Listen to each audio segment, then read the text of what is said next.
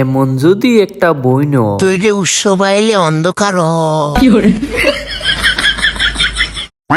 ভাই এ বইনে রেডি হয়েছি উৎসবে যাবো দিকে তাড়াতাড়ি বেরিয়ে গেছি। উৎসব আইসি দিকে লাইটে কো ব্লগার দেখি লুকি গেছি অন্ধকার মারবে কেটা জানি মারবে